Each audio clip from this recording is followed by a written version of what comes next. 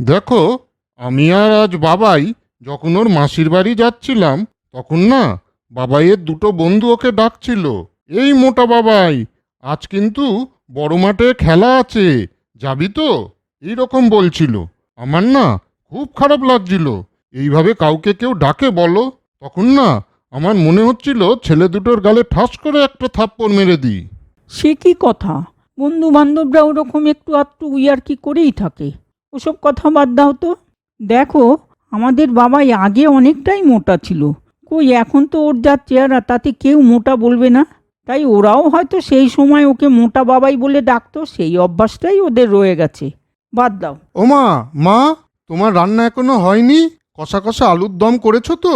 আলুর দম না হলে আমি কিন্তু আজকে কিছুই খাবো না, বলে দিলাম। কেন রে বাবাই, আলু ছাড়া কি আর কোনো খাবারের জিনিস নেই? সব সময় শুধু আলু আর আলু, একটু সবজিও তো খেতে পারিস। তোর বাবা তো ঠিকই বলেছে, বেশি আলু খাওয়া তো কারোরই উচিত না। আলুতে শরীরে ফ্যাট আসে, শুধু তাই না, নানান রকম শরীরে রোগের বাসা বাঁধে জানিস। বললে তো কিছুতেই শুনবি না, তার উপর একটু আধটু শরীর চর্চাও করিস না। তাই হয়তো তোর চেহারা একটু মোটার দিকেই থাকে।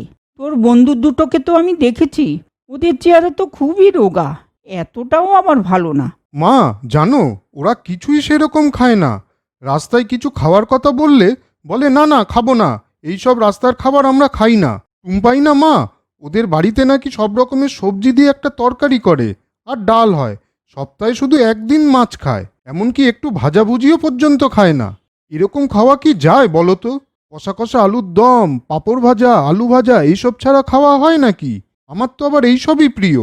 বাবাই, এসব খাওয়া কোনোটাই কিন্তু শরীরের পক্ষে ভালো না। তুই এখন ছোট তো, তাই অসুবিধা হচ্ছে না। বয়স বাড়লে যদি এইসব খাওয়া না ছাড়িস, তাহলে কিন্তু অসুস্থ হয়ে পড়বি। বলো না তো, ও এখন ছেলে মানুষ, এখন খাবে না তো কখন খাবে? এইভাবে রোজ রোজ খাবার খেয়ে বাবাইয়ের শরীর একটু খারাপ হয়ে পড়ল। মোটা বাবাই, এই মোটা বাবাই, বাড়িতে আছিস? আজ খেলতে যাবি না? না রে টুম্পাই, আজ আর খেলতে যাব না। আমার শরীরটা না আজ একদম ভালো লাগছে না। কেন রে, আজ আবার কি কষা কষা কিছু খেয়েছিস নাকি? কত তোকে বলা হয় এত মশলা দেওয়া খাবার খাবি না। দেখ না, আমাদের শরীর কবে খারাপ হয়েছে মনেই পড়ে না। আমরা কিন্তু সব সময় শাকসবজিওয়ালা খাবার খাই, একদম মশলা দেওয়া খাবার খাই না।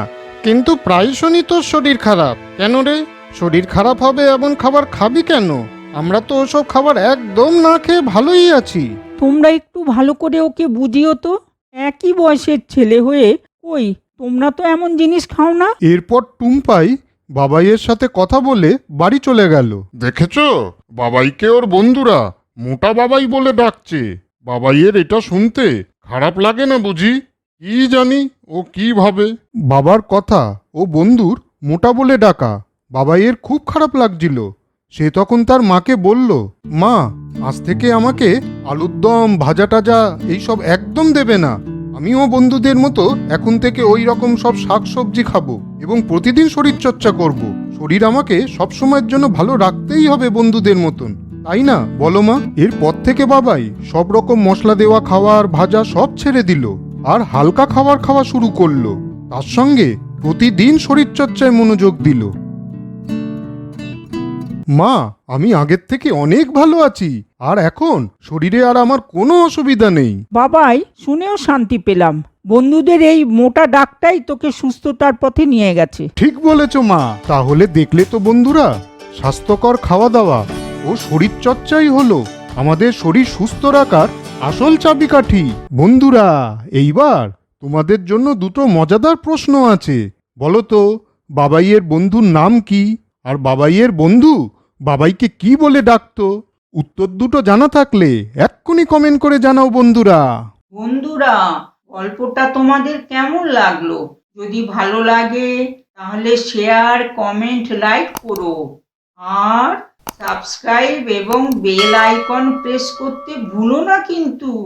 আজ চলি বন্ধুরা, পরে আবার দেখা হবে। তোমরা ভালো মতন থেকো কিন্তু।